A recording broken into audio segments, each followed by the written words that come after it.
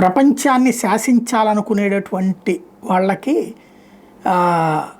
Soros గ్రూప్కి డబ్బులు ఎక్కడి నుంచి వస్తాయి అంటే అక్కడ ఇక్కడ ఫండింగ్ తీసుకుంటా అనుకున్నాం. కాదు, డెమోక్రాట్లు అధికారంలో ఉండగా వాళ్ళే ఒక ప్రధానమైనటువంటి తీసుకొచ్చారు. దాన్ని అడ్డుపెట్టినే కథ నడిపారన్నటువంటి విషయం బయటపడింది.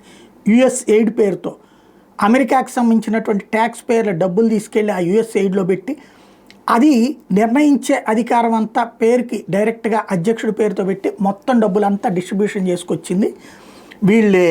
ఎవరు? సోరోస్ టీమే, డీప్ స్టేట్ టీమే. ఎవరెవరికి? తీవ్రవాదులకి, ఐఎస్ఐఎస్ లాంటి తీవ్రవాదులకి డబ్బులు పంపించారు, సిరియా లాంటి చోట్ల ఉగ్రవాదులకి పంపించారు, పాకిస్తాన్ లాంటి చోట్ల తీవ్రవాదులకు డబ్బులు పంపించారు, ప్రపంచవ్యాప్త తీవ్రవాదులకు డబ్బులు పంపించినటువంటి వాళ్ళు యుఎస్ఐడ్. దీంట్లో మళ్ళీ ఆయా విభాగాలకు సంబంధించినటువంటి వాళ్ళని సిబ్బందిగా పెట్టుకొచ్చారు. అంటే ప్రపంచవ్యాప్తంగా ఉన్నటువంటి వివిధ ఇలాంటి భావజాలికులందరికీ కూడా ఉద్యోగాలు కూడా ఇచ్చారు యుఎస్ఐడ్లో. ఇలాగ టోటల్గా యుఎస్ఐడ్లో 14,000 మంది సిబ్బంది ఉన్నారు.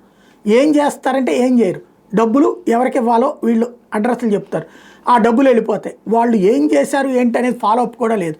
అంటే ఫర్ ఎగ్జాంపుల్ పిల్లల కోసమని ఇచ్చారు అంటే ఏ పిల్లలు అయ్యాయి అంటే తీవ్రవాదుల పిల్లలు, అట్లాగే లేదా తీవ్రవాదంలోకి తీసుకొచ్చే పిల్లలు, అట్లాంటిది. అది కూడా పట్టించుకోకుండా డబ్బులు ఇస్తూ వచ్చారు.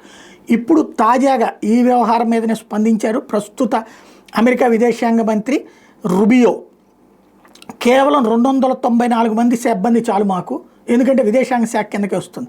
294 మంది సిబ్బంది కావాల్సిన చోట 14,000 మంది సిబ్బందిని ఉంచారు, మిగతా వాళ్ళందరినీ తీసేస్తామని ప్రకటించాడు.